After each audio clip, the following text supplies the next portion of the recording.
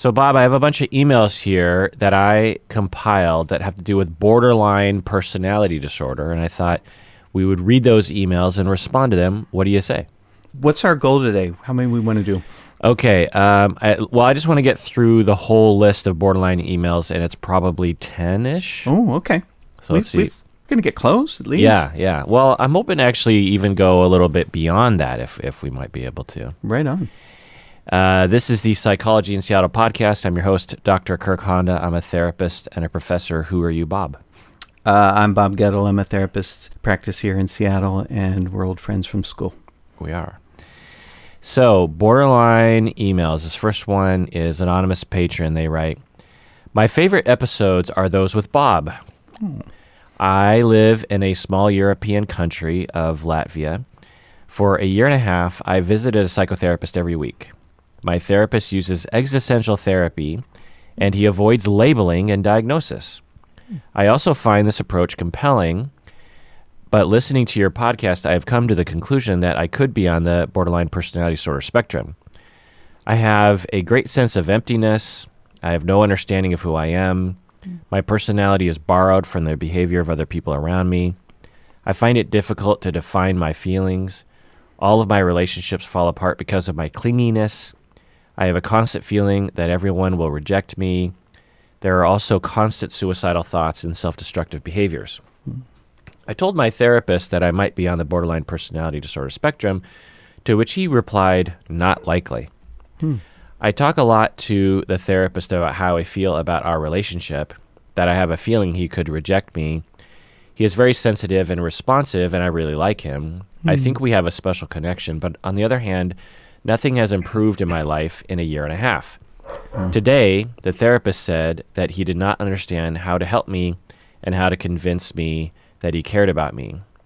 Is this a problem with my therapist, or is it a problem with my personality? Should I try to change therapists?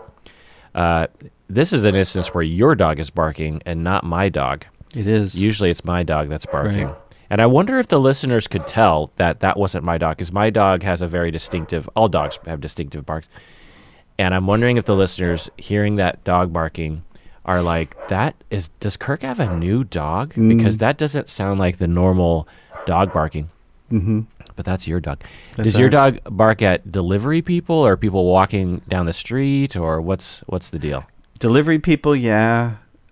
Street, no. But right now we have our neighbor's dogs over, and that's usually, if Colleen's paying attention to one of the other dogs, Rosie will bark. Oh. Jealous barking. Wow. All right. Well, let's get to the first question first, which is that she's saying, my therapist doesn't use labels, and I think I might be on the borderline spectrum. What do you think about that? I don't know if it matters, to be honest. You like your therapist. You have a sense of connection with one another. I mean, what you call it doesn't matter. It sounds to me like the work that you're doing together is in service of your well-being and welfare. And I don't know if it would change at all if you guys settled on that particular label. Right. Yeah. There are some purists who don't use DSM labels, existential people, for example. But there are plenty of people who are call themselves existential, and absolutely do use labels. But if you're a purist, humanistic therapist, then you're at the very least not going to be prone to using those kinds of labels. Systems therapists, solution-focused therapists, narrative therapists, brief therapists, all are not super interested or completely hostile to using DSM labels based on their theory of change. But then to have your therapist say not likely, that sounds like they are using labels. You know, it'd be one thing for you to tell your therapist, I might be on the borderline spectrum, and they're like, you know what? I don't use labels. I don't even really study them very much. Here's how I see you. But that's not what your therapist said. Your therapist said not likely. So that means your therapist is at least in that second thinking in label terms. And it's interesting. Now, of course, we're not there. We don't know you No, like no. your therapist does. But anyway, then you ask, I haven't changed at all over a number of time that I've spent with my therapist. And is this a problem? And should I change? Bob, what do you think? What I hear in that, I believe, is fear. Uh-oh, maybe I'm not going to change. Maybe I'm not getting better. And it is scary, isn't it? I get it. It's scary.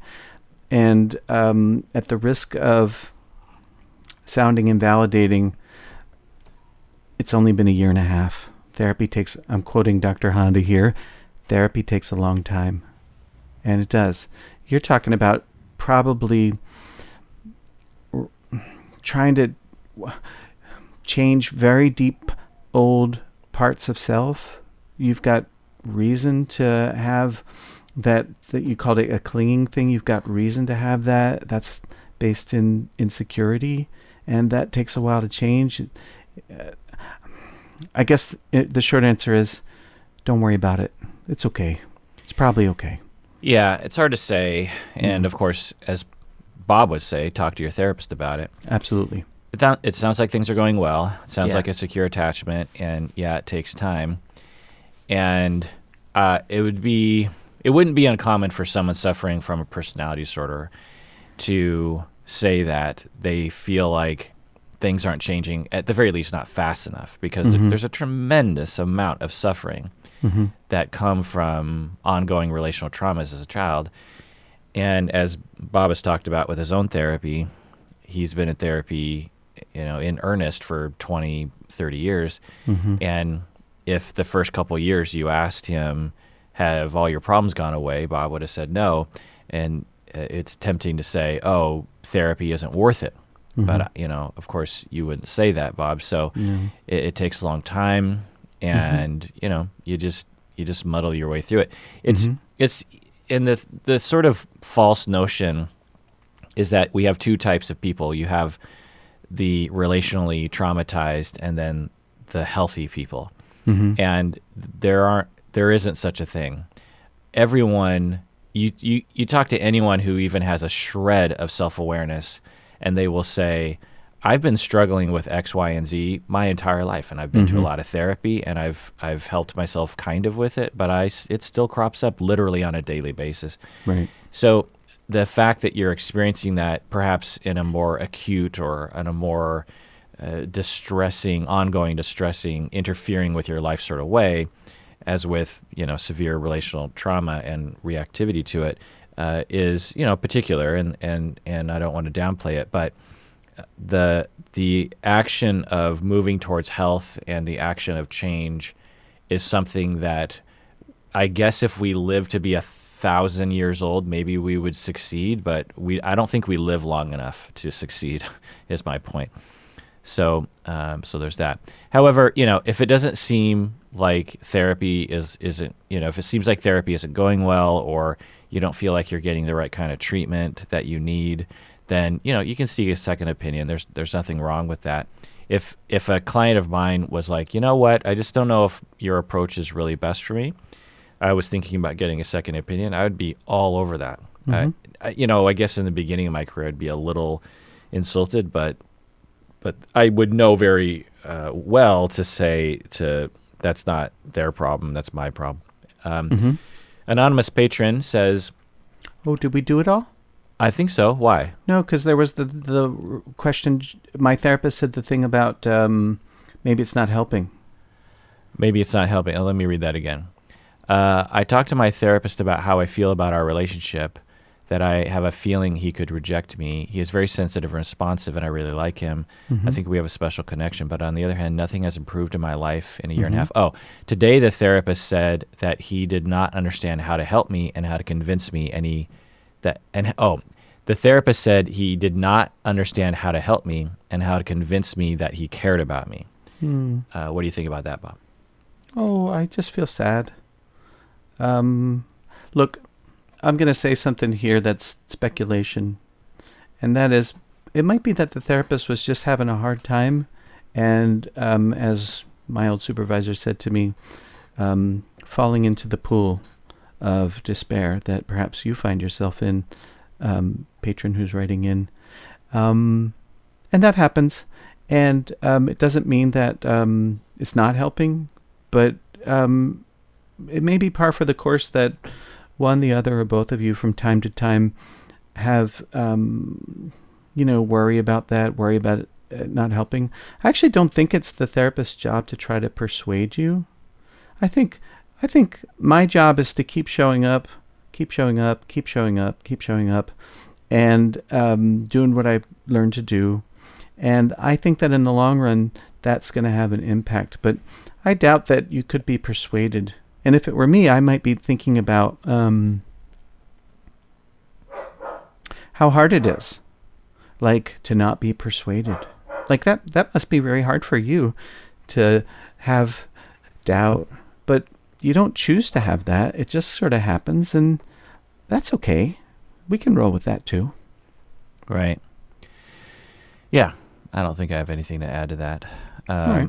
An honest patron says, hello. Would love to get some advice on how to help my stepkids, age 8 and 9, manage living with their borderline personality mother. They describe a mother who is quick to anger and difficult to predict what actions will set her off. The punishment is, so just to be clear here, that this anonymous patron, she married a fella who had 2 kids from a previous relationship, and the biological mother of the, you know what I'm saying? Mm-hmm. She says that the children describe the mother who is quick to anger and difficult to predict what actions will set her off. The punishment is often extreme. Once she loses her temper, she becomes extremely verbally abusive to the kids. She also heavily favors one child over the other. Bob, what do you think? Oh, that sounds awful. I'm sure that's very hard to be on the sidelines for and to watch unfold. I'm curious what you got to say about that, Kirk. The first thing that comes to my mind, though, is well,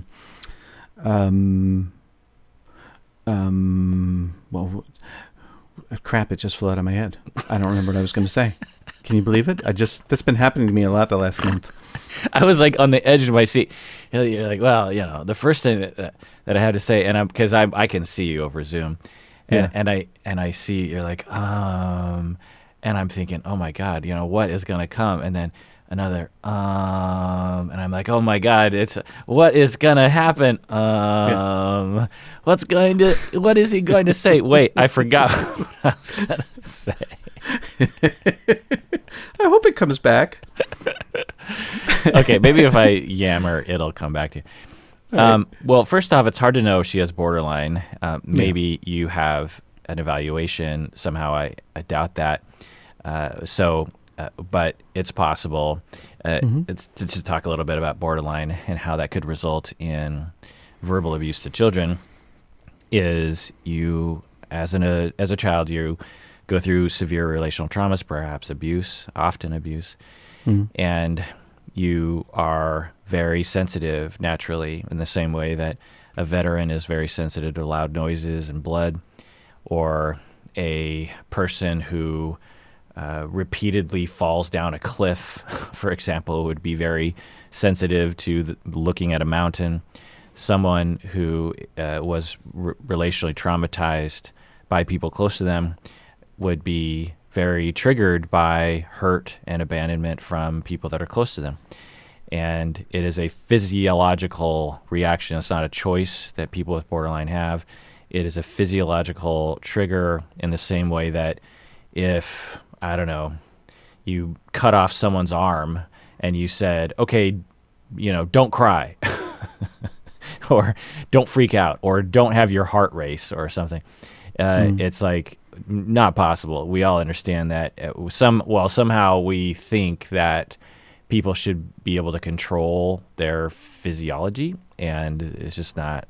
It's literally impossible. And so when you have those relational traumas and you're being hurt by other people or abandoned or rejected, then you get triggered. And children routinely reject and hurt their parents. It happens all the time. And if you're differentiated and at least mostly secure as a parent, you it'll hurt and you'll get upset, but then you go to your adults and you talk about it in therapy, or you talk about it with your spouse, or you talk about it with your friends, or you journal about it, and you cope with it so that you don't slap back at the kids. But if you are times 100 hurt and times 100 upset, then sometimes the hurt and anger and harsh discipline is going to sneak out of that person. So it's possible that the person does have borderline, but again, based on your description, it's hard to know, of course. That plenty of people are abusive to their kids or overly harsh to their kids, and we actually wouldn't label them with anything. It's just bad parenting or bad modeling or overly stressed person, or there's just a variety of reasons. But anyway, so you're asking, what do I do? I have these stepkids and I care about them, and there's this other parent who is doing these bad things. It's tough to control what another parent does. And as a family therapist, I've been in these shoes often. So what I always say is, one, therapy, obviously, family therapy. You get all three parents into the room. The kids are not there, and you talk about it. And you spend 5 years.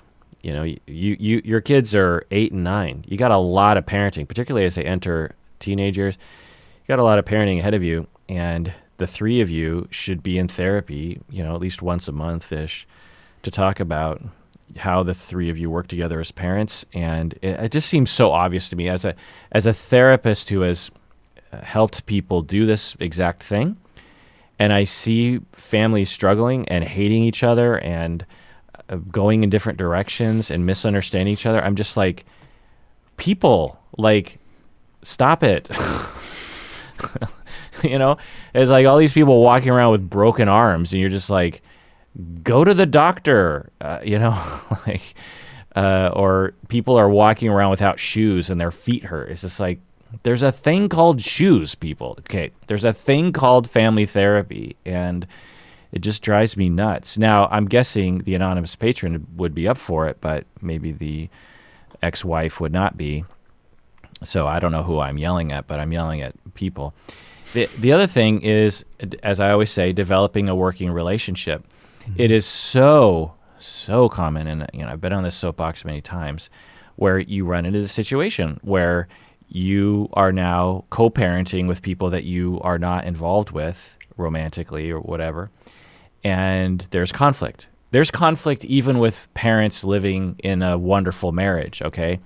And if you hate each other, then guess what?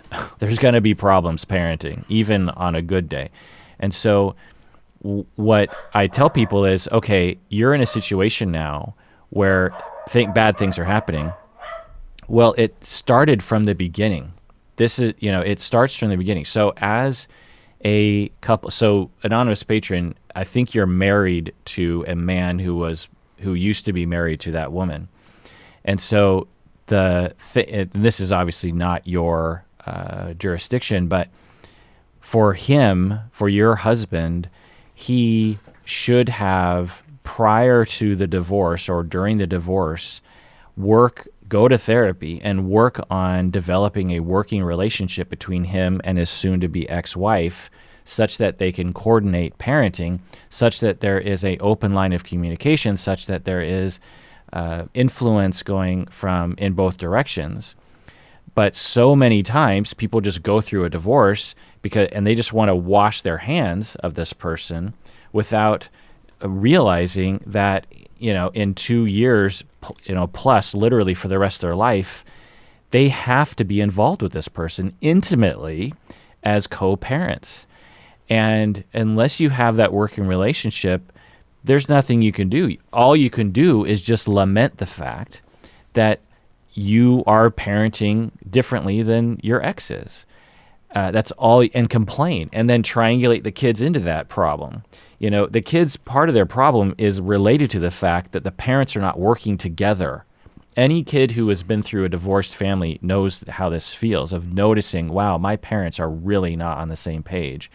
Wow, my parents clearly hate each other. This is destructive to kids. And divorce, fine. There are a lot of research looking at divorce. If you want to mitigate the problems with kids, you have to work together, even if they have borderline. And so it's so anonymous patron, you're like, what do I do? Well, you rewind the clock, you get in a time machine, and you start right by developing a working relationship, or you start now and you spend the next 5 years of your life trying to get this woman to like you first, where you're social together and you respect each other and you have a foundation upon which you can say, you know what, I heard the kids say, I don't want to step on any toes, but what's going on here? Are the kids exaggerating? Is there anything I can do? I don't want to insult you. That's what you do. Because what a lot of people do in this situation, they're just like, well, now of course you can call CPS, which is another thing. Emotional abuse is CPS reportable, Child Protective Service reportable in my state anyway. And God knows what that would do, but that is an option available to you. A long-term solution, it is not probably, but sometimes CPS can actually force family therapy. That's usually one of the first things they do, by the way, especially in a situation like this. And so, anyway, that's what I'll say about that. Did you remember what you were going to say, Bob? I didn't. Yeah, but I don't have anything to add to what you're saying, except my response isn't based in training in family therapy. So I really am glad I didn't say anything, because I think your response is more useful than anything I would have said.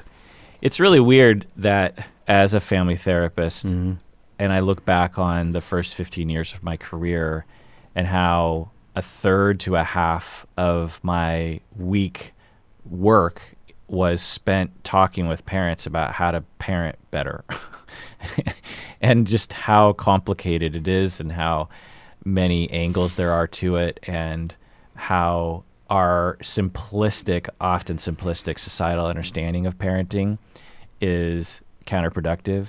Because it's really common so if you brought this anonymous patron this question to a crowd of people, they either be like, call CPS, or they'd say like, well, you got to blast that woman and tell her to knock it off. And it's like, yeah, okay. So patron Shago has a question here that I don't know if you have a response to, but I'm curious. It's a borderline email. I have borderline personality disorder and am part of a Facebook group for people with borderline personality disorder. Actually, let me just pause there, Bob. In your work with people with borderline, have you ever known them to be a part of an online group where they occasionally? And what have you heard? Have you heard anything? Bad, usually. I think that, look, I'm going to generalize here. What I've noticed about these groups is that they can be echo chambers for dysfunction, wherein people can lead each other into destructive behavior, self-destructive behavior, or despair. So I'm really mindful of peer-led support, especially online peer-led support, because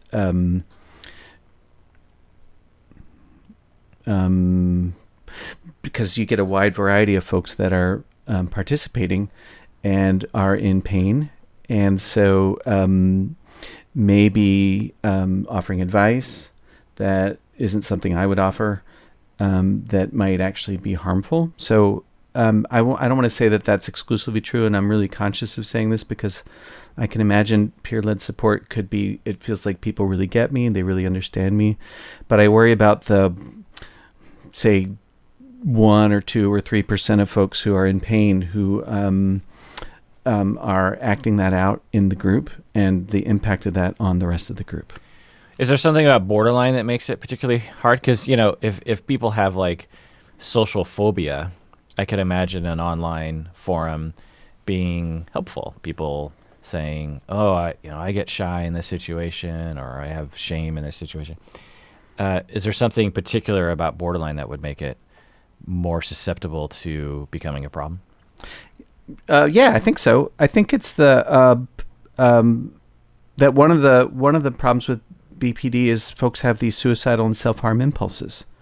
And so, look, when I run a DBT skills class, one of the rules that we have is that you cannot talk about what they would call target behavior. Target behavior is any behavior that I'm targeting in therapy to eliminate, including non-lethal self-injury and suicide attempt.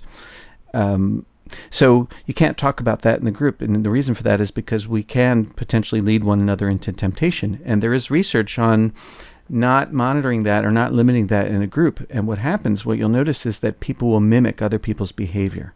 And when I was young and foolish and just learning about how to do DBT and running a DBT skills class, I didn't understand that as thoroughly as I could.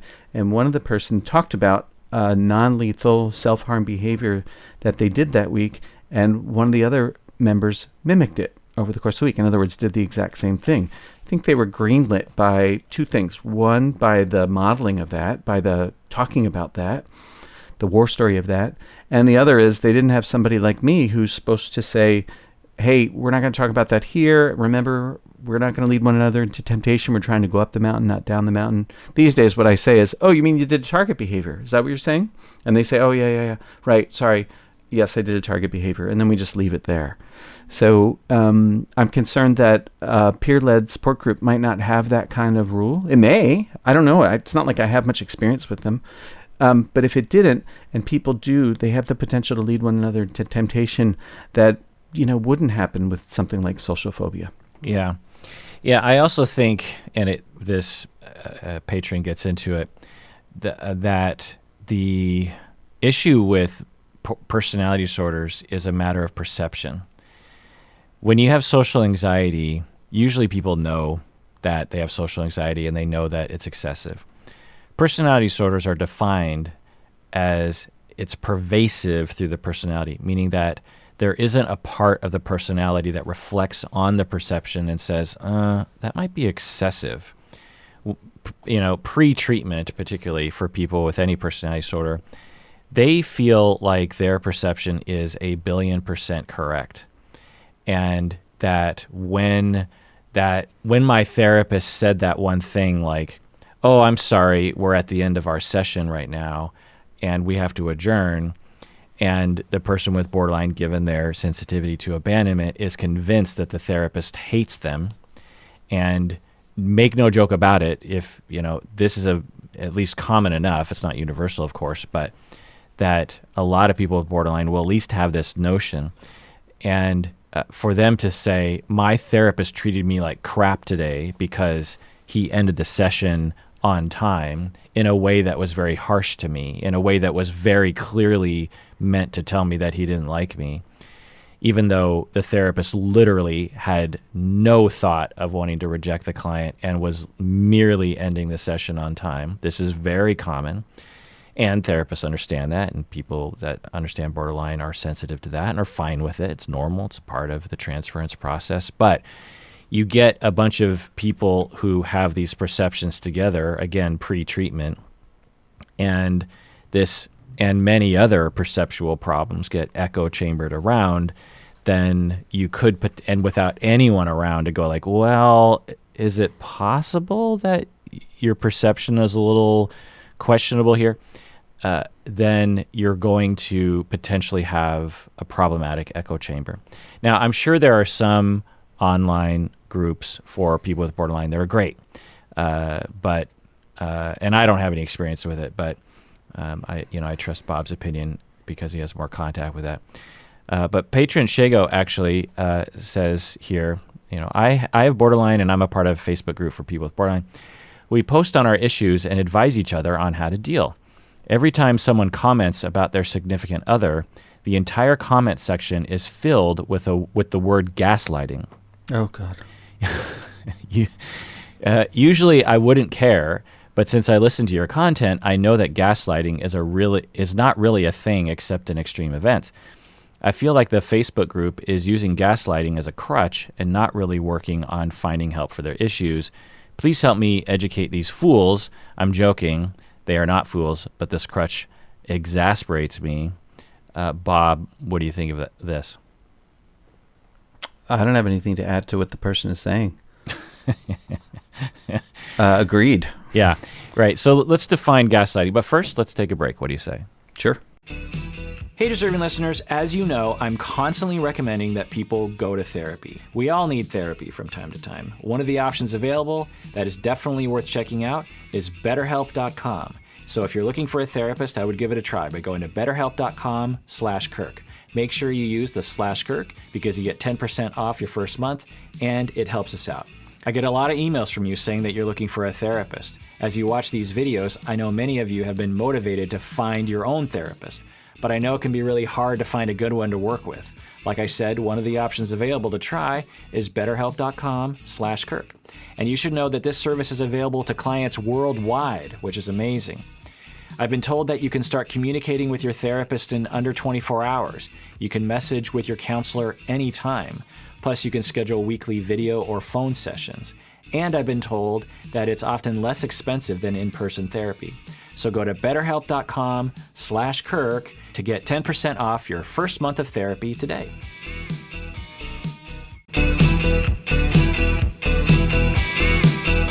All right, we're back from the break. So to define gaslighting, it is purposely scheming, and not just purposely, but also scheming, meaning, premeditated plans to get someone to question their thoughts and memories, knowingly manipulating someone to adopt a lie, essentially. Mm-hmm. So this is purposefully, knowingly, and scheming. And you're going on a campaign. It could be a 5-minute campaign, could be a 5-year campaign, but you're sitting down and you're saying, I am going to purposely mess with this person's mind by getting that person to question their thoughts and memories, by making them feel crazy, and I'm doing it completely on purpose without any emotion about it. Okay, so there are 2 situations possible when anyone says, I'm being gaslit. One is that someone is legitimately gaslighting you. Some other person, some victimizer has decided long in advance that they are going to get you to question your sanity. For sure, this happens. And I've seen this clinically. I've never seen this clinically. I've only seen it in my personal life. I've never experienced gaslighting in my practice, whether it's a client doing it or someone in the client's life. I've never in my mind thought, oh, that person is knowingly and purposely scheming against my client to screw with their head. I've never seen that.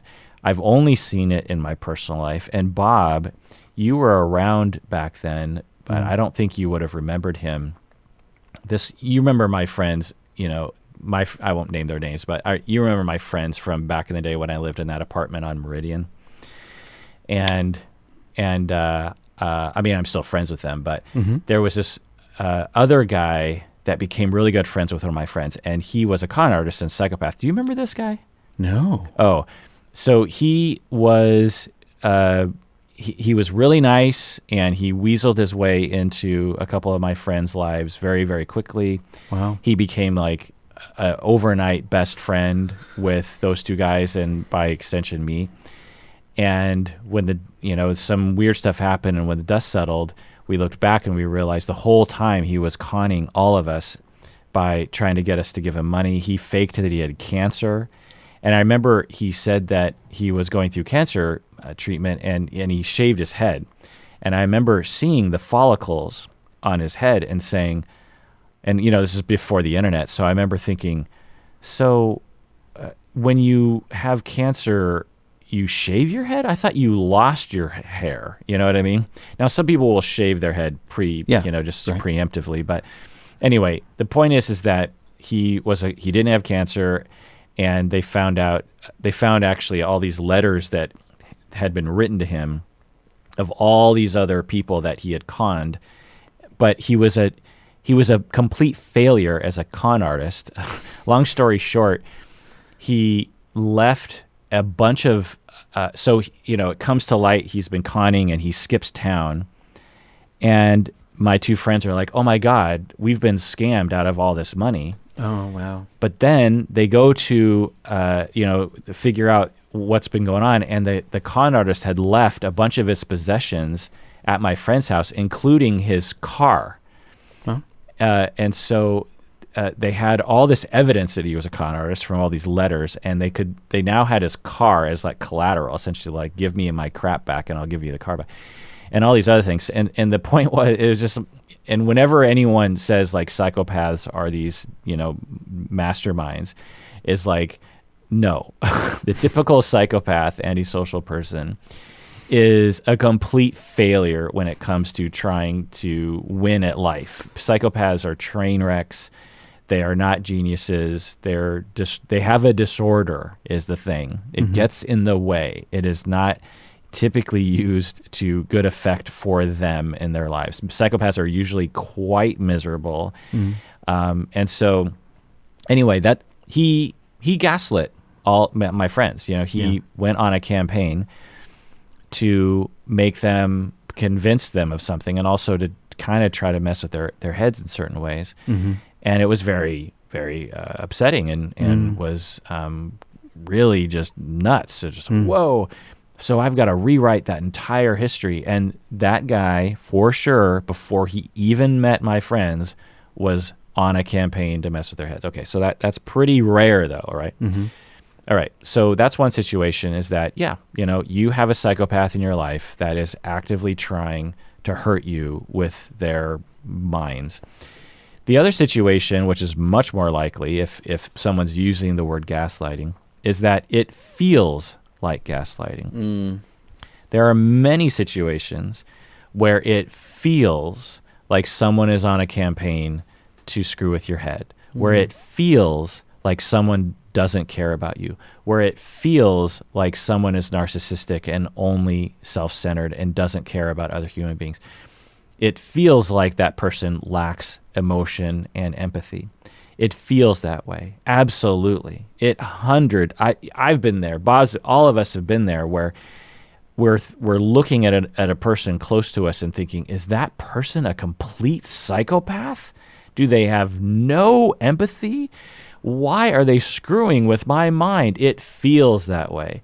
But when you get into the other person's mind, they also are struggling and hurting and angry, and they are not on a campaign against you, but it feels that way. So let me give an example.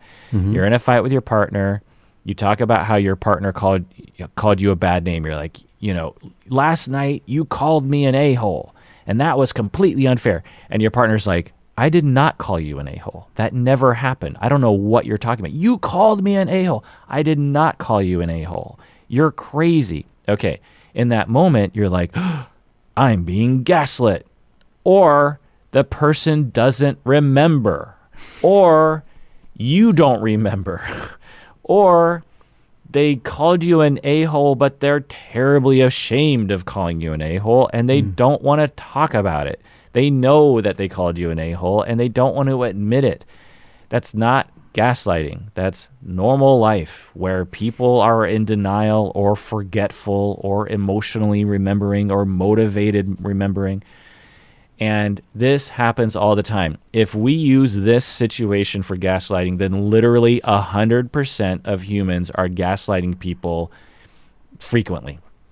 So, yes, patron Shago, when people with borderline or with any relational traumas are experiencing one deep hurt, and they're looking for an explanation, gaslighting is a convenient and catchy, sort of trendy explanation these days. And it feels that way. And that's okay. It feels like the other person doesn't care. It feels like the other person is on a campaign to screw with your head. The other thing is that when you suffer from relational traumas, you are at risk of inventing things that have happened that did not actually happen. Let me give an example, and I've talked about this before. I had a client years and years ago in couple therapy, and I didn't know if the wife had borderline, but I was wondering if there was something going on there, some kind of relational trauma, some kind of perceptual problem. And I don't know, toward the end of the session, I'm really trying hard to work with the couple, and it gets a little tense between me and the couple. I can't remember exactly what happened, but the wife gets real upset at me, real kind of short with me, and they're like, okay, well, we're going to leave now. And so they leave. And after the session, I'm like, man, things really did not go well.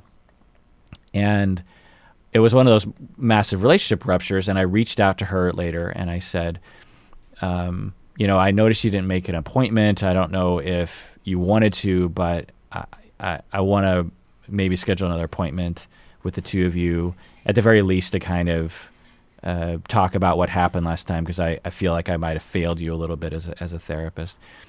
And the wife was like, oh, thanks for reaching out. I actually wasn't going to make an appointment with you because of what happened last session. So they come in and we're talking about the last session, and she says, well, okay, that's all fine and good, but what you said was terrible. And I was like, well, what did I say? She's like, well, you said, I can't remember exactly what she said, but it was something absurd. And I've talked about this before on the podcast before. And this has happened many times. This is not the only time this has ever happened, but I just always think of this as an example. And she says, you said to me that I was a piece of crap, or something just absurd. And I said, I did not say that. I can't. You must have misheard me. And in my head, I'm like, oh, I think I'm dealing with a perceptual problem here. And I said, not only have I never said that to a client, including you, two, I've never thought that about a client. Now it's possible that I said something very close to that and it was, you misheard it, but I guarantee you, and it's critical that you understand me and believe me and trust me, that I would never say that and I would never think that. I don't think that about you. That's just not a thing I think. And she was 100% convinced that I did. The husband said, Kirk never said that. Kirk never, ever, ever said that. He would never say that. He didn't even say anything close to that. So, wife of mine, you must have misheard him. Believe him when he says. And there was this is many, many sessions of future reparative work. And I think I can manage to convince her to get about to a 50% mark of believing that I hadn't said that. Okay. So in that situation, in her darker moments, I'm sure she thought I was gaslighting her and her husband, because in her heart, she knows that I said she was a piece of crap, because that's the constant message she was getting from her parents when she was young. And the assumption of that statement is usually right. And that's why they call it borderline, is because in the beginning, when they observed people of a particular personality, they would have thoughts that borderlined on delusion, believing something that was clearly not true. And that's why they called it borderline, because the clinicians, the early psychoanalysts in the 40s were like, I know I did not say that to that client last week, but that client is convinced of this whole other reality, that I don't like them, that I'm a terrible person, that I said this and that, and they're so angry at me. It sounds like schizophrenia, but it also isn't, because it's not That's why they called it borderline, because it is a perceptual problem, and all personality disorders have this massive perceptual problem. The avoidant personality person is 100% sure that everyone is watching them and making fun of them in their minds. That everyone notices just how ridiculous they are. To the histrionic personality person, they are 100% convinced that they need attention. Well, I won't go down that road, but the point is that a part of the disorder of borderline, left untreated and without much insight, it makes total sense that one would feel like they were being gaslit, because they're like, no, I remember this, but everyone or that person is saying that never happened, and I'm completely convinced. And then you get a bunch of them in the same Facebook group, and I don't know if it's helping or not helping, but for patron Shago, they're like, this is driving me nuts. I have something to add to that. Yeah. Like I do a thing called DBT. DBT is dialectical behavior therapy. A dialectic is there's one point of view and there's another point of view, and they look like they're in opposition. So everybody goes through this inside themselves. It's like, on the one hand, I think this, or I believe this, and on the other hand, I've got this other feeling here. Like I feel like this is what's happening. This perceptual thing that you're describing, right? But that's true of everybody. We have what I think I should do and what I feel like I want to do, and they look like they're in opposition or in conflict. And that also happens between people, sort of like there's my point of view and there's your point of view. And there's a reason I have my point of view, and there's validity in your point of view too. Your point of view just happens to be different. So if I get out of my shoes and they come around to your side and I kind of see the world, get in your shoes and see the world from your point of view, I can see how what you do, how you feel, how you see things, how you think makes sense. Not that it's right, just that it makes sense given your point of view. And one of the things that's lacking in the Facebook group is an acknowledgement of the other person's point of view. And so it's easy to sort of vilify and say, well, blah, blah, blah, gaslighting. In DBT, there's an assumption that each person is doing the very best they can. Each person is doing the very best they can, even when they're falling short. So that's what's missing. I think what might be missing from the Facebook group or the online group is that kind of acknowledgement that there is another side to the story that we are not privy to, because that other person isn't here representing themselves or saying, well, here's how I see it or whatever. And so they're missing Yeah. a bit. Yeah, and correct me if I'm wrong, and maybe you mentioned this, that there's a dialectic between how I feel like things are going and maybe how my, I don't know the DBT language, but the watchful eye sees things, or the mindful eye sees things. Yeah. There's dialectic between my knee-jerk reaction and my ability to reflect on that. And both are okay, and both are there, and that we have a dialectic there. We don't just go with one side of the dialectic. Yeah, that's the point, is to hold both. So if a person who uses non-lethal, say, self-harm to cope, on the one hand, it makes sense that I do that. And on the other hand, that's a really bad thing to do. They're both true at the same time. All right. So actually, we actually stopped recording for a bit of time because I was futzing with my mic and I cut off Bob. And so whatever Bob was saying earlier, if it just suddenly ended, it's because of that technical problem. But let's move on to another email. Anonymous patron says, I've been in therapy for 5 years for disorganized attachment and borderline personality disorder, and I no longer meet the criteria because of the therapy. Is it always unhealthy to pursue attachments I have to dismissive avoidant partners?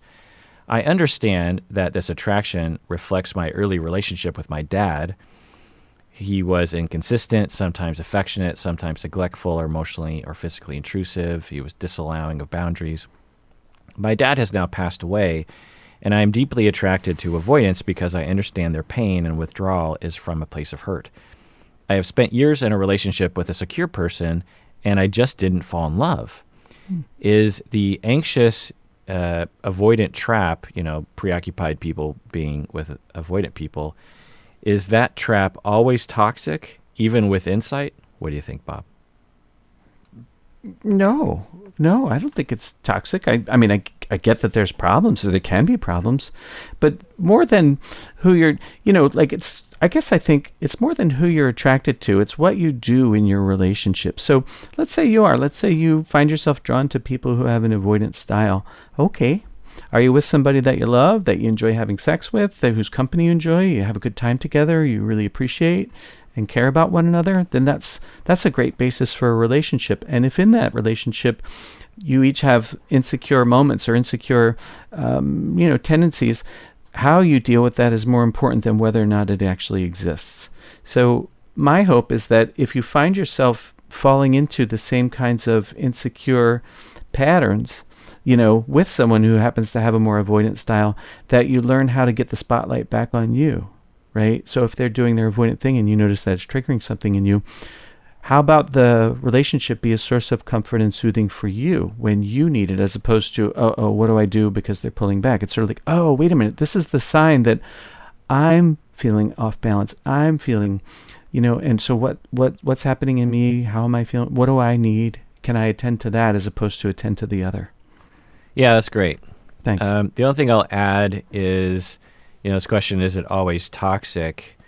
It's hard to generalize. And when we talk about preoccupied people and avoidant people, we're literally talking about perhaps half, if not 75% of the planet. And so this notion that, you know, all of those people are incompatible with each other, we would all understand that's silly. There's a wide variety of personalities. It depends on the degree of the insecure attachment. It depends on the level of insight. It depends on the amount of therapy in the person's past. It depends on the amount of relational or emotional stress the person is going through. It depends on compatibility. You know, there are plenty of secure and people who don't get along with each other because they're just not compatible. And on effort, how much effort do you put into the relationship? Bob and Colleen, for example, put a lot of effort into their relationship, and things are, you know, going strong and going well. So it's hard to generalize about that. But I will say that the preoccupied avoidant pattern has a lot of pitfalls, and the pursuer distancer dynamic has a lot of pitfalls, and can, by its nature, the two will trigger each other. The avoidant person, when they're hurt, pulls away, which is rejecting and seemingly inconsistent to the preoccupied person. And when they're hurt, then the preoccupied person is going to lean in, either in functional ways or dysfunctional ways, and the avoidant person is going to further avoid.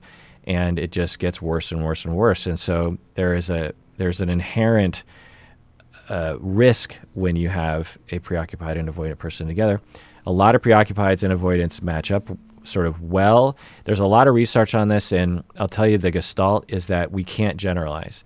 The only thing we can really say is the more attachment secure you are and the less attachment insecure you are, regardless of the style of insecurity, the more likely the relationship will be satisfactory and the more likely the relationship will last.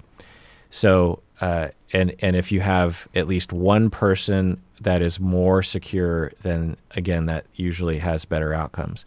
But, you know, we're talking about trends and correlations. We're not talking about everyone. So for sure, it can work, and it often does. And there's some pros to the anxious avoidant dynamic, which is that the preoccupied person will bridge the gap that the avoidant person needs to happen. The avoidant person tends to be fairly even-keeled, depending, and that can be very security-inducing for the preoccupied person. Also, underneath every avoidant person is a preoccupied person.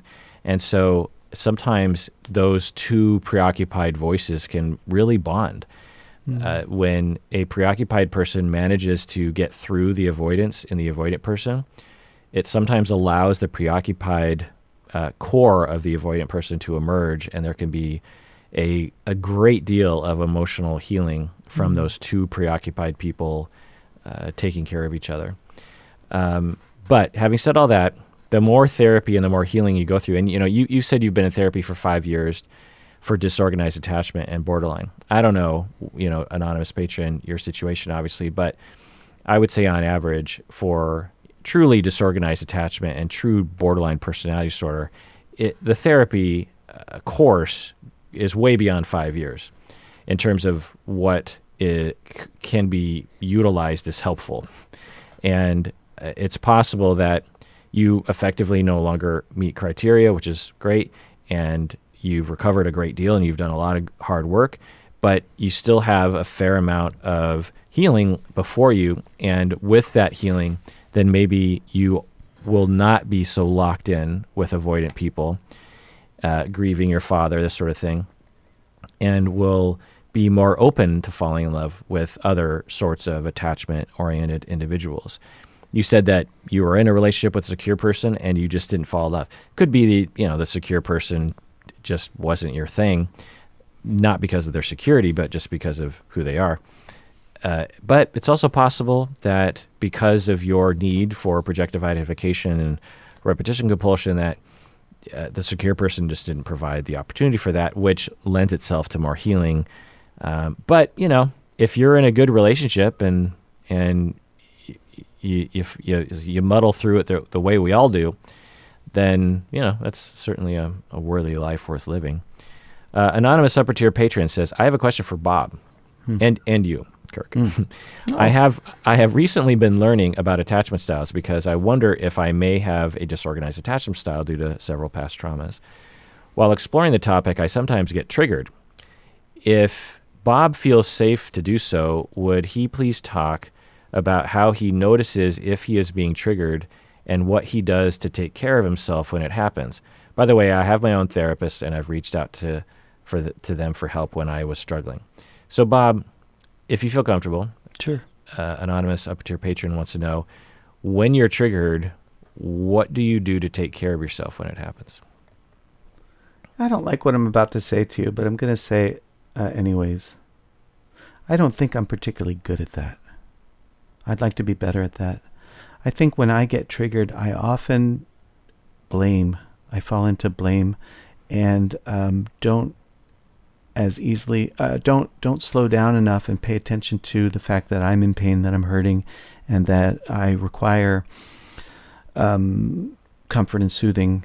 And that's not always available. Like, that's not always available for anybody. And so it's not always available for me. And I can get pretty ornery when I think that Colleen is putting up a wall. But I think Colleen puts up a wall because she protects herself from my thorniness, if that's a way to put it.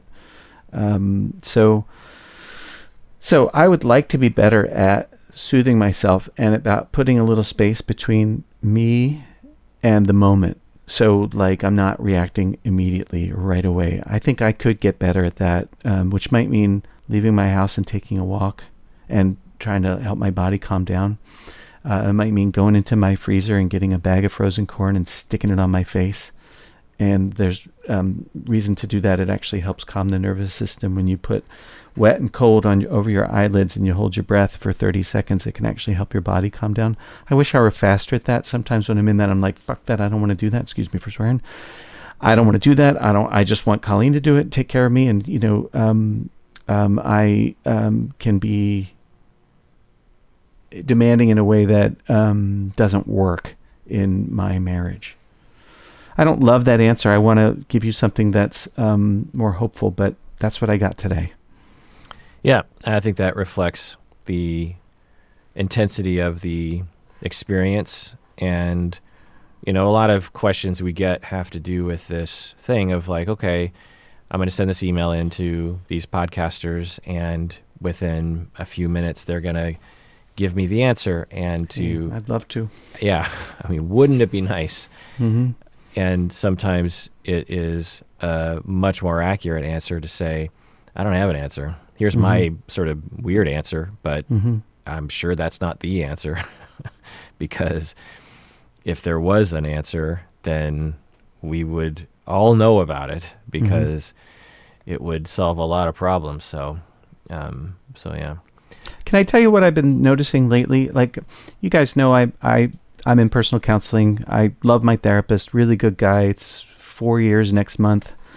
And what I've been noticing lately is how much I shy away from my regular old human vulnerable need, and how one of my clients said this to me this week. They said, righteous indignation is preferable to vulnerable doubt. Yeah. Like wondering, is the other person going to be there? And it's so exposing to be vulnerable that I think most of my effort is aimed at avoiding that vulnerability. So it's easy for me to kind of look and say, well, Colleen, this, that, or the other, but it's a lot harder for me. It's not easy for me to see it when it happens. It's hard for me to recognize it even after it happens. and in calmness with the relationship, which is pretty secure with my personal counselor, I notice I try to get away from it almost reflexively. No, actually, reflexively. Automatically, I try to get away from vulnerability with someone that I've never really had a fight with. I think we've had one or two, I wouldn't call them fights, but tensenesses, disagreement, something like that, along the four or so years together. And so even in a relationship that is safe, I have a hard time with connecting with and staying in my vulnerability. That's in a safe relationship. And then, my relationship with Colleen, we both have our thing and we can trigger each other. And so there's more volatility. So lately what I've been thinking is, I got to learn how to do this in my personal counseling so that I can, listen, the only reason I go to personal counseling is because I want things to be better in my marriage. I'm not in personal counseling because I think it's really cool to be in therapy. I actually don't like going to therapy, and I've been doing it for a long time. But I want my marriage to be good. I want Colleen's experience of our life together to be good. I want my experience to be good. So I'm going. That said, in the safe relationship, it's actually hard to be vulnerable. So that's what I'm working on these days, like really like mindfully. Like the guy actually helps me do that, but it really is like my thing. It's like I'm working on this. So I'm working on my avoidance and my running away from him, even when he's, decent. And I think the guy really likes me, which is an insecure way of not taking ownership of the fact that actually he loves me. He's told me that. Thinks I'm a good human, enjoys seeing me on Mondays at 9, likes having fun with me and getting paid for it. So it's hard for me even now when he's not around to acknowledge that. That feels really scary. So it feels scary then when I'm not even in front of him. It's scary when I am in front of him. And then it's really scary when I'm with somebody who I am triggering and who's also triggering me in my marriage. I'm confused, Bob, on one issue, is Sure. that you are the most vulnerable person, I don't know anyone more vulnerable than you are and comfortable with your vulnerability.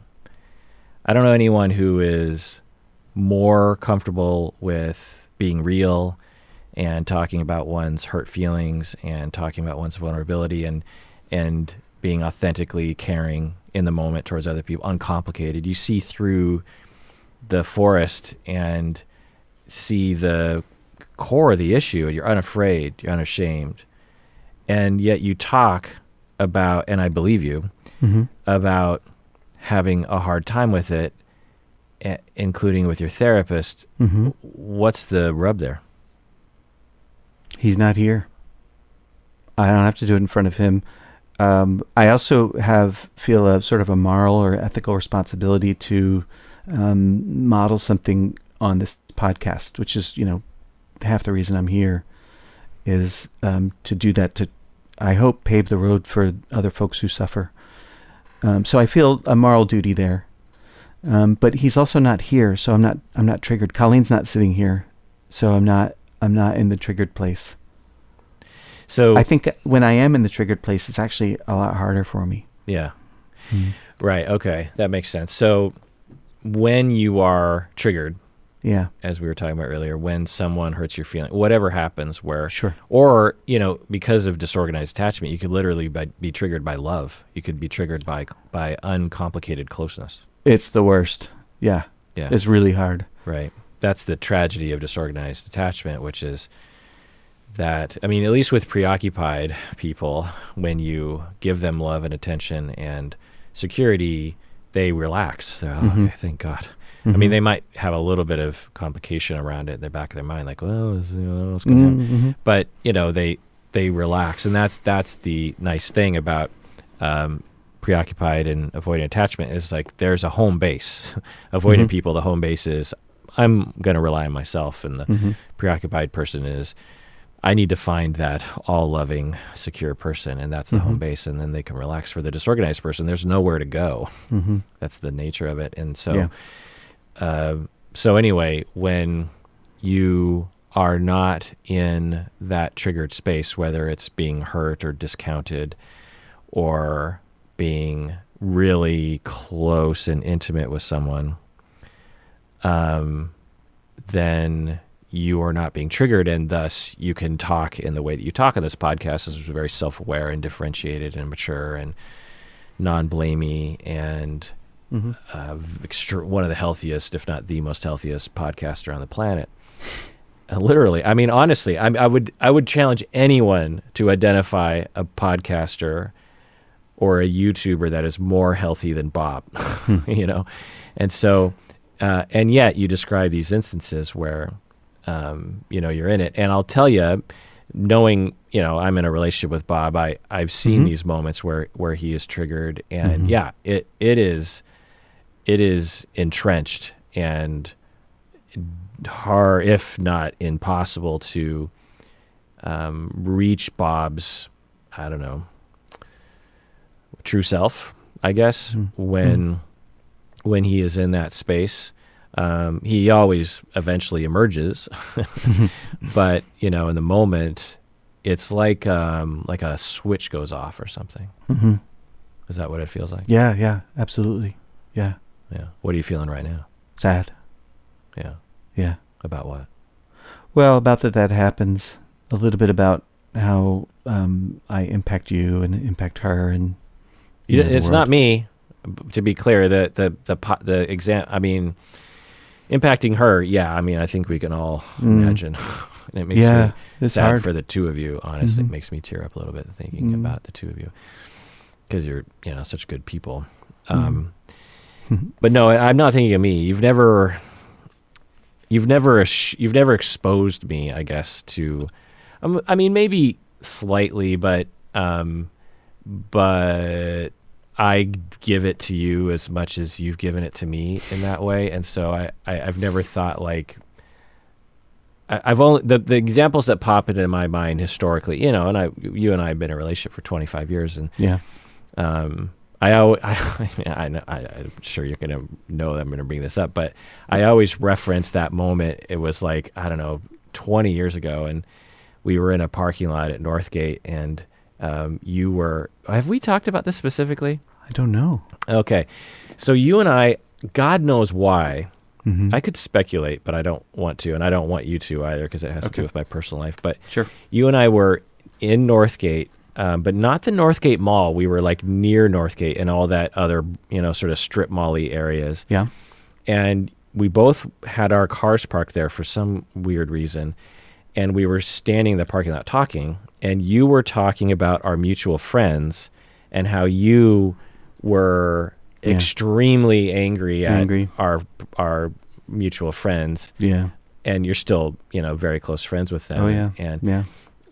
And I was in the moment trying to tell you, well, come on, Bob, like, I get it, but I think you're taking this way too far. And you snapped at me hardcore. I snapped. I did. Yeah. But I knew in the moment that, I just stepped in it. Like I didn't realize that this was a sensitive issue for you. I thought this was like a not sensitive issue, one that I could confront as a friend and be like, Bob, come on, pal. Like, I get it, but you know, you got to let that one go. Right. And that was further stepping in it. And you got real angry at me. You didn't reject me. You didn't take it out on me. You didn't hold a grudge against me. You know, the next time we saw each other, which was probably like literally later that night, you were fine. There wasn't any holdover from that. But I always reference that moment of like, whoa, like there's a side to Bob that is very sensitive, you know, because you come across socially in groups as kind of like the mother bear in a certain way, where you're the one taking care of others, you're the one being nice to others, you're the one smoothing things over. Other people are being weird and awkward, and and inappropriate, and you're the one that will save them from themselves. You know what I mean? You do this all the time. I've seen you do it all. I'm a little bit this way, but you're like a master at it. You know, there's a lot of weird people in our friend group, and I just see you constantly smoothing things over for other people. And so it's interesting. Berto's kind of like this too. I guess it is one thing that you and him actually share. But anyway, and so you come across like you're not sensitive, but then there's this sensitive side to you, obviously, given you know your upbringing. That I want to be clear has never hurt me. But yeah, you know, I get it that you can recall moments where it's hurt Colleen. Yeah. You know, I think I've said this before. You had a really good point in what you were saying to me that day. Like, it wasn't like I snapped because you didn't have a point. You did have a point. I think I felt embarrassed because part of me knew you were right. I was, I don't love the word overreact because of the implications, but my response to that had more to do with me than the actual situation is probably the best way I can think to say it right now. Totally. Yeah. So, I mean, my response to our friends had more to do with me than the actual situation. But I don't think I knew that then. And I was embarrassed when you pointed it out. Yeah. And so I did what I do, which is I popped at you. Not like I can, but yeah. I think that is the only time. You know, you say this thing about me, but the truth of the matter is one thing I don't share, and I wouldn't ever, is that kind of intensity. I wouldn't ever put that on this podcast. It'd be too much for me. It'd be too exposing. But so I think people might get an impression of me as, because I can talk calmly about this, you know, from 10,000 feet away, that it isn't what it is. It is hairy. Yeah. It can get really hairy. Yeah. Really volatile. Yeah. Yeah. And I am glad you're bringing that up because I think there's a lot of listeners who can feel less shame because of their own observations. Yeah, right. Themselves. Yeah. Yeah. And all of us. I mean, it doesn't matter what sort of upbringing we have. We all have. I mean, I've been working with some clients along this theme of what goes on in our minds when we're at our darkest, when we're hurt by our partner, particularly. And the sentences that roll through our head from screw this noise, I'm out of here. They're a psychopath. They're gaslighting me. They don't have emotion. Why am I dealing with this? I need to leave this person. This person is a complete narcissistic, uncaring, punishing psychopath, you know, or extending from that. I hate this person from the bottom of my soul. I want to drive us both off a cliff, and not joking about it, you know, like just unbridled, bloodthirsty anger and judgment and mirth and toxicity in one's head. And it's not a joke, you know, it's not like in these moments people are like, haha, isn't it funny that I have this thought? It's intense. It's real. It is what, if you could times it by 100, where murder comes from in relationships, or the bloodthirsty control that domestic violence and partner violence relationships can exhibit. You see that in you. We quickly forget it for good reasons, I think, but I think all of us have been there, and so we can all take it easy on ourselves about those things. It's normal. But what do we do with it is the key. Do we just let it run rampant? Do we go to therapy? Do we take care of ourselves? Do we recognize where those things are coming from? That sort of thing. But yeah. I just want to emphasize that I'm sure there's a lot of listeners right now saying, wow, you know, Bob said all those things that you said, and how validating it is. people will say the way that you talk, and then the cherry on top is that you're a therapist and are supposed to be beyond this, so to speak, and to know that you're not is to validate them even further. Mm-hmm. Yeah. Because like I was saying earlier, that we have this notion, and I was in this before, maybe even 5 years ago, this notion of there are the damaged and the healthy. And and I no longer think that. The more and I think the podcast has something to do with it, actually, because so let me tell you, I feel like I just want to say this because it's been kind of occurring to me lately so as a therapist, I have been helping a lot of clients, but my learning is limited to the clients that I'm working with, obviously. Right. And I only have so much time in the week to see so many clients. As a professor, I learn other kinds of things because I can focus on the things I focus on as a teacher and the things that students bring up. I'm always learning from either being challenged or them bringing up their own examples or them just teaching me things. And so I'll learn about that. But as a professor, you tend to teach the same classes over and over again. And so the learning decelerates. The podcast, because I get to make this however I want to, and I can not repeat things if I don't want to repeat things, I am in a constant state of on the edge of my abilities and learning and learning and learning. And I think what the podcast has done in one respect, among many, is made me realize in my bones that no one is healthy. There are, in the way that we frame it, no one is like undamaged. No one is without reactivity. No one is not on a personality sort of spectrum. No one is secure attachment, especially the way we talk about it. You can say that people have a greater likelihood of exhibiting what we call secure attachment, but all those individuals have had literally thousands of moments of insecure attachment reactivity. And so it's just human nature. And, some people will say, well, positive psychology will say, well, no one's broken. And I guess maybe I'm negative psychology, say everyone's broken, so get over yourself is, I guess, the thing.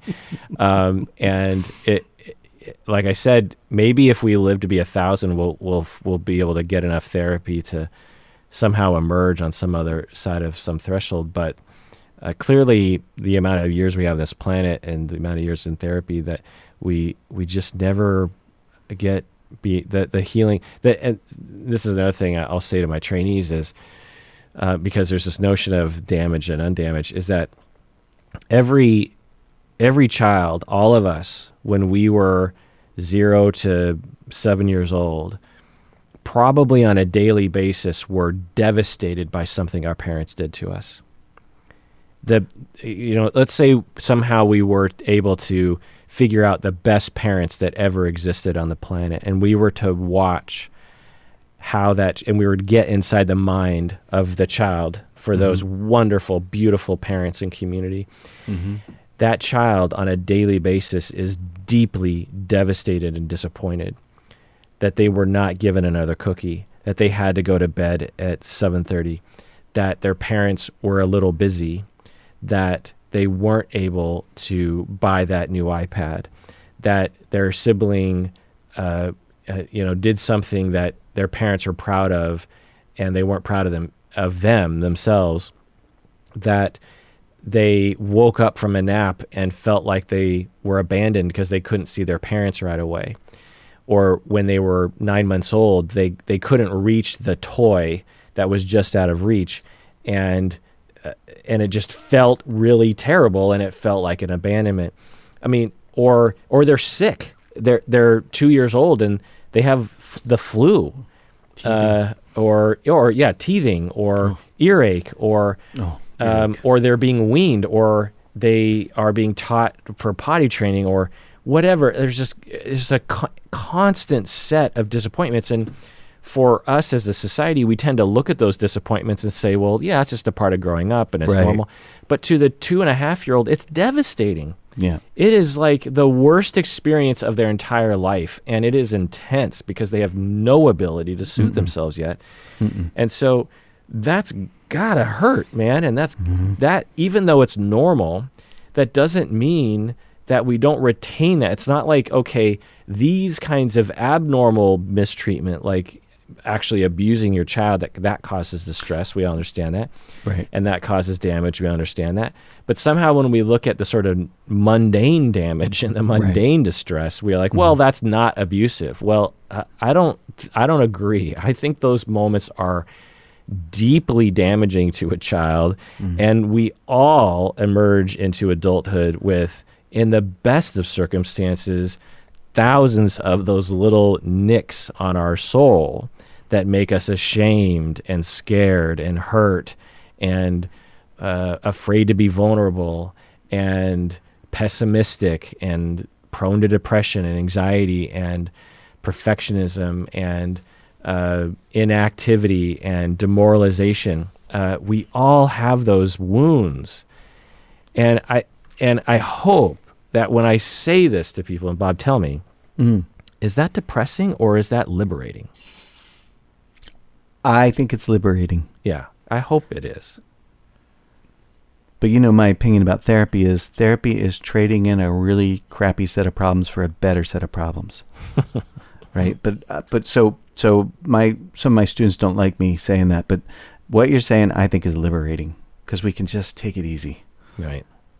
And we can also be realistic about who we are, where we are, and where we're going. Yeah. Yeah. Yeah. Yeah.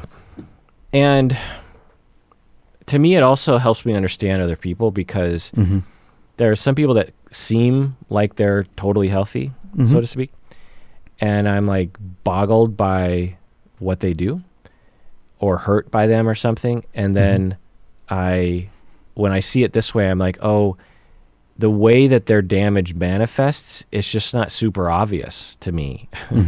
And their whatever behavior I'm observing is, how they deal with all those little nicks on their soul when they were growing up. Nicely put. Nicks on the soul. I like it. Let's end with one more email. Patron Heather. Just listen to your podcast where you discuss the concept of utilizing the gray rock method with getting space in relationships. Have you heard of the gray rock method, Bob? No. I'll get into that later. Okay. I've been in a long-term friendship with someone who exhibits patterns similar to someone with borderline. I'm constantly feeling like a sounding board to them. Every time I set boundaries with them, the boundaries are ignored, or I am met with defensiveness and comments to evoke guilt in me. I recently brought this up with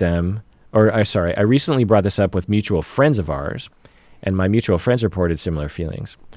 I love this person, but feel as though they are not healthy for me. Besides the gray rock method, what are other ways have you ended or broke up with unhealthy friends? Bob, what do you think? Before getting into gray rock, but just generally, what are your thoughts about that? How do we break up with unhealthy friends? Yeah. I don't know if I have much to say about this. Don't return phone calls. Avoid. What about just the notion of like, you're in that liminal space between wanting to break up and saying, but I actually kind of like this friend. Is there a way to deal with that? Oh, well, it's going to hurt for both people. I mean, probably going to feel bad about it. There's probably no getting out of that. I don't know. I think there's a possibility of just being honest with myself and saying, you know what? I love this person. There's lots to love about them, and it's not working for me. And so that's just the truth. And as a result, my path is clear. Here's what makes sense to me to do. And how do I soothe myself when I inevitably feel guilty or angry or when that person shows up, because, they may disagree with me about whether or not we should break up as friends. What I want to do with my own self-talk when that inevitably happens. I think basically it's okay. I mean, part of me wants to say, look, nobody's that wonderful that if I'm not that wonderful that if I break up with somebody, they won't figure out how to live their life in a way that's satisfying and meaningful to them. Right. So it's okay for me to leave. I'm not that great. Right. Yeah. So, in addition to that, what I'll say is that people with borderline, not all of them do this. Not all of them treat their friends like sounding boards. Not all of them are defensive necessarily. Not all of them will do guilt trips, but they can. If you were relationally traumatized, you're going to be naturally desperate for closeness and love, and you're going to really need other people. People with borderline sometimes are described as very needy and clingy for very good reasons. And if it's in the right circumstance, it can be actually, really functioning and healthy. So, and they're gonna feel, if you're really involved with someone who has been relationally traumatized and their coping style is in this way, they're gonna feel like a lot of work as a friend. And that doesn't mean it's not worth it, because it could be very worth it, because they can actually have such intensity that it feels like, wow, of all my friends, this relationship feels very deep and very real. So there's pros and cons to it. Also, they can be easily hurt, as we've been talking about, and can get upset and defensive, which makes sense. So what do you do? Well, and this really applies to any of the personality disorders that are likely to play out relationally. Narcissism comes to mind. Essentially, you're trying to change the relationship, and you're like, I want to be a friend with this person, but I don't like the cons. And should I break up with this person? Okay, so, now the gray rock method, which I'll go into first, is quietly drifting away. You're essentially becoming a gray rock to that person. And I've actually done this method. Before I knew of the gray rock method, I actually discovered it through trial and error. Now, this isn't necessarily people with borderline. It doesn't necessarily people with narcissistic personality disorder. But the way I'd characterize it is, in my personal life, I have been in a lot of relationships, and sometimes it's with someone who has a personality disorder, in which what happens is it can be very intense and can be very gratifying, but can also be very hurtful at times, because they will get triggered by me or someone else, and then they will be very, very deeply hurt, and they will attack me, and it will literally make my heart flutter with terrible anxiety as they're talking to me. Even though if you wrote everything down verbatim, you wouldn't necessarily know that something terrible was happening, but I feel it in my bones, that just utter terror of fight or flight as someone is calmly talking to me, and I'm unsure, why am I so afraid right now? And I'm just desperate to please the person, essentially.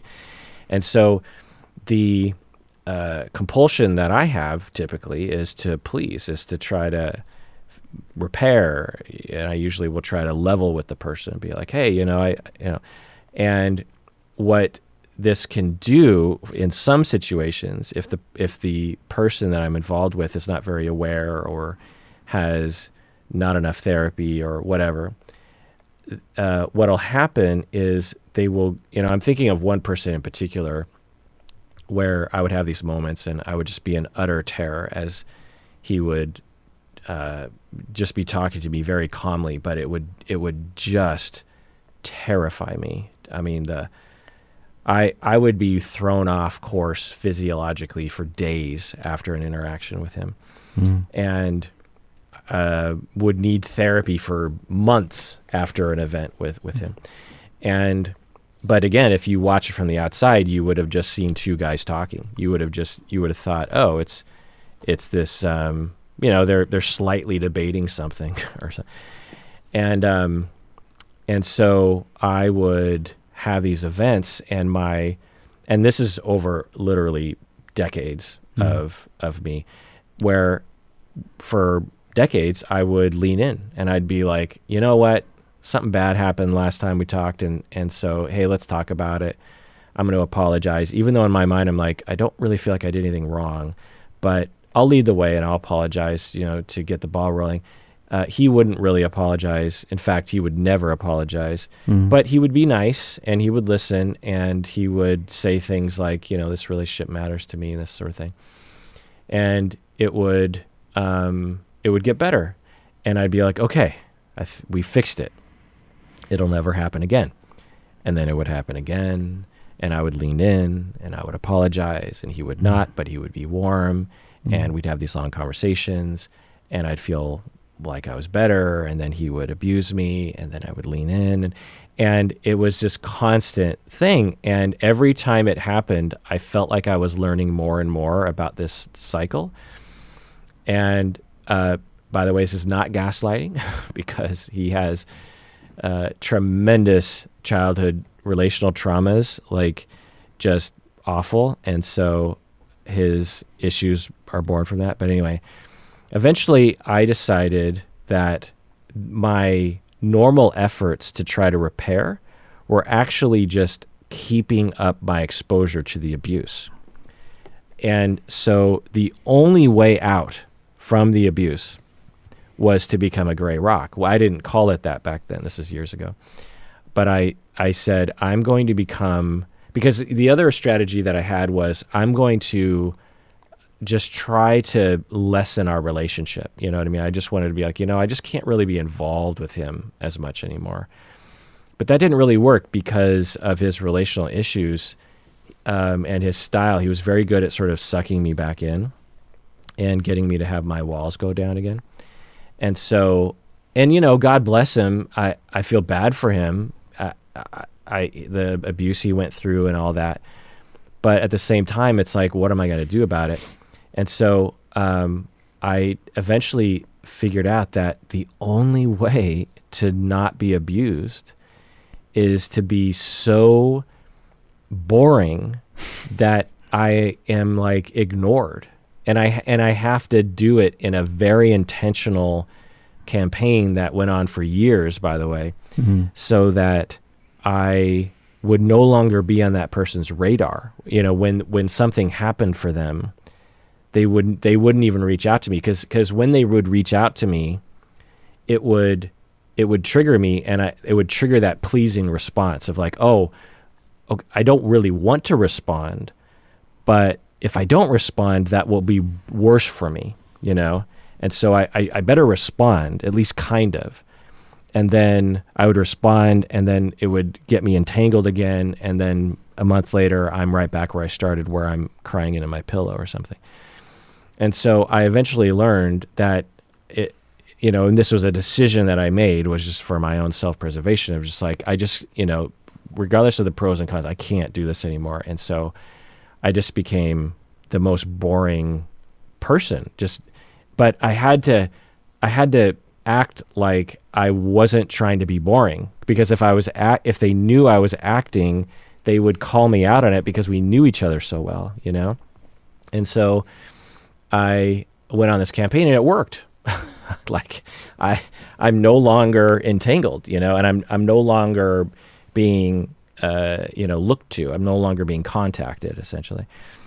And because that was the only way to get out of it was, I could draw a boundary, but in my weaker moments, that boundary just melts away because of my normal sort of response is to try to appease and to try to manage or level with or something, And so that's the gray rock method.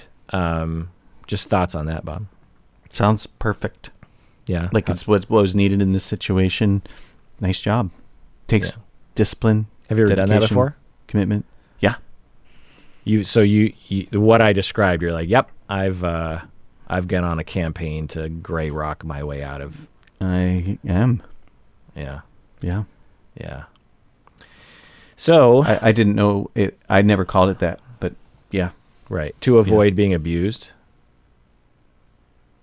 Abused, a bit strong, but mistreated. Yeah. Yeah. That you couldn't, there was no way to manage that without becoming a gray rock.